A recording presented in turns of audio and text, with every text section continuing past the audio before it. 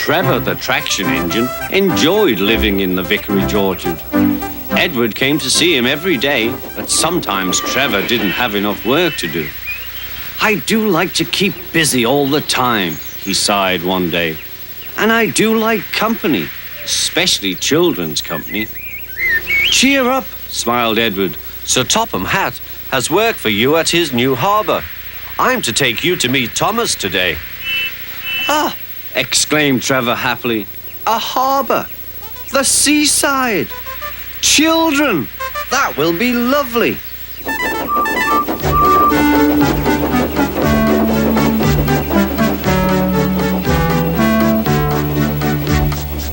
Thomas was on his way to the harbour with a trainload of metal pilings. They were needed to make the harbour wall firm and safe. "Hello, Thomas," said Edward. "This is Trevor, a friend of mine. He's a traction engine." Thomas eyed the newcomer doubtfully. "A what engine?" he asked. "A traction engine," explained Trevor. "I run on roads instead of rails. Can you take me to the harbour, please?" "Sir Topham Hatt has a job for me." "Yes, of course," replied Thomas, but he was still puzzled. Workmen coupled Trevor's car to Thomas's train, and soon they were ready to start their journey.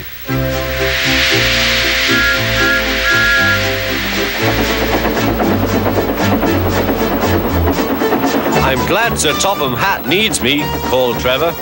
"I don't have enough to do sometimes, you know, although I can work anywhere, in orchards, on farms, in scrapyards, even at harbours." "But you don't run on rails," puffed Thomas. "I'm a traction engine. I don't need rails to be useful," replied Trevor. "You wait and see."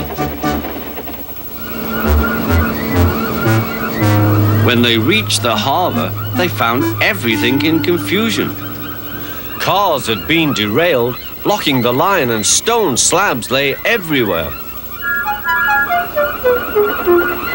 "We must get these pilings past," said Thomas's driver. "They are essential. Trevor, we need you to drag them round this mess." "Just the sort of job I like," replied Trevor. "Now you'll see, Thomas. I'll soon show you what traction engines can do." Trevor was as good as his word. He dragged the pilings clear with chains and towed them into position. "Who needs rails?" he muttered cheerfully to himself.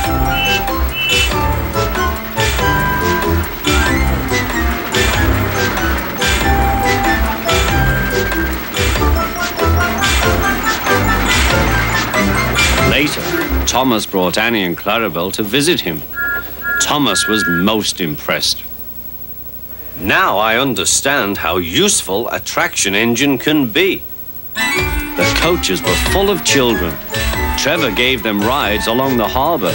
He liked this best of all.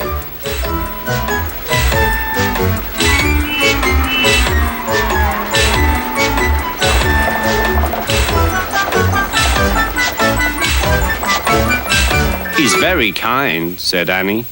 "He reminds me of Thomas," added Clarabelle. Everyone was sorry when it was time for Trevor to go. Thomas pulled him to the junction. A small tear came into Trevor's eye. Thomas pretended not to see. He whistled gaily to make Trevor happy. "I'll come and see you if I can," he promised. "The vicar will look after you, and there's plenty of work for you now at the orchard. But we may need you again at the harbour someday." "That would be wonderful," said Trevor.